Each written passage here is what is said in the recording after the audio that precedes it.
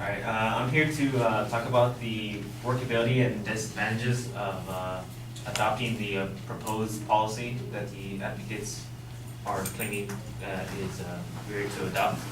And they are, as far as the workability, it's not necessarily difficult to change the policy because it's just a matter of what the judge has as an available option for the punishment they are to give to the juveniles.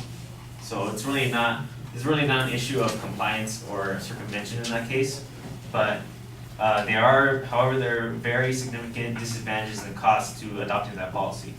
And I'd like to start out by pointing out the significant financial costs that sentencing a juvenile to life without parole.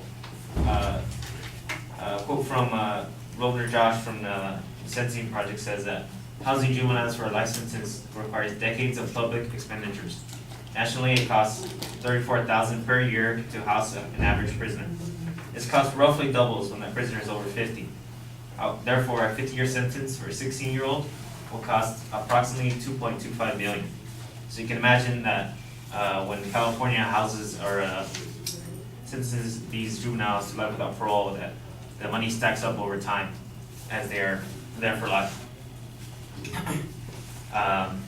Another quote from, or statistic from the facts and infographics about life without parole for children claims that the U.S. will spend more than $4 billion to incarcerate those serving life without parole. Now, this doesn't count the U.S. as a whole, but consider that California is one of the leading states that contain juveniles that are served life without parole. Statistics says that California is 5th amongst the states that contain juveniles serving life without parole, with about 250 people under 18 being incarcerated. That's a statistic from the New York Times. So considering the extreme financial costs of the life without parole that will be presented to us as a society that we have to pay for is bad because the sentence is really unnecessary. That is because of the unnecessary harm that it does to not only the victims and their families, but also to us as a whole society. If you consider a quote from a quote about a prisoner who was in life without parole, named Mr. Arroyo, realized that he just became a lifer and that was the last thing he wanted. Lifers, he said, exist in a world without hope. He said, I wish I still had that death sentence. I believe my chances have gone down the drain. No one will ever look at my case. So you can see the hopelessness that juveniles that face life without parole have to deal with.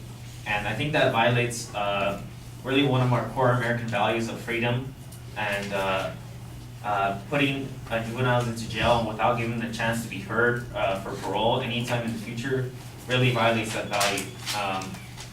You consider, especially when you consider that these cases of juveniles in life without parole is they not consider the significant circumstances or differences between juveniles and adults, as in every other part of our society we do.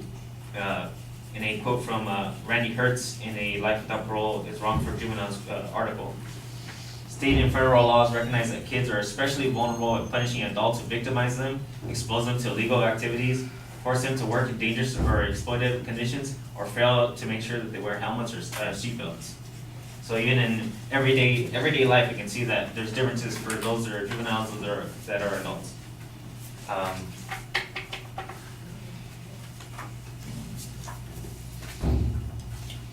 And in most cases, these people who are sentenced to life without parole, these are like these cases where they fall into a sentencing that when they were 13 or 14, it's stated that 59% of them are first-time offenders.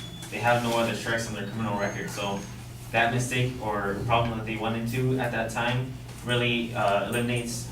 They have no other chance of getting out of jail after that point, with the life without parole sentence being available.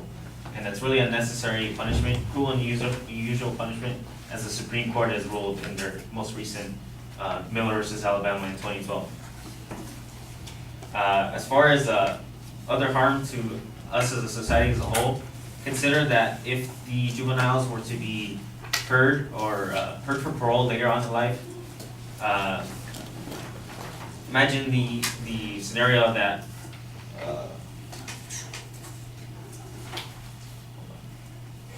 imagine the scenario that these people rehabilitate well and become a productive member of society. And a quote from Facts Infographics about life without parole for children. A productive, tax-paying, and college-educated adult contributes over $1 million to a society over a lifetime.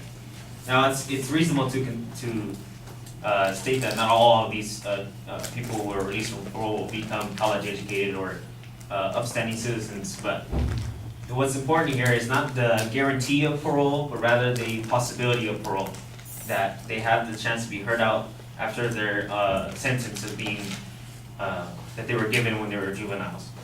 So, for these reasons, for the unimaginable costs that life without parole gives us, and the significant disadvantages that it poses to not only the the prisoners, but also us as a society, I think the adoption of the life without parole sentence is wrong.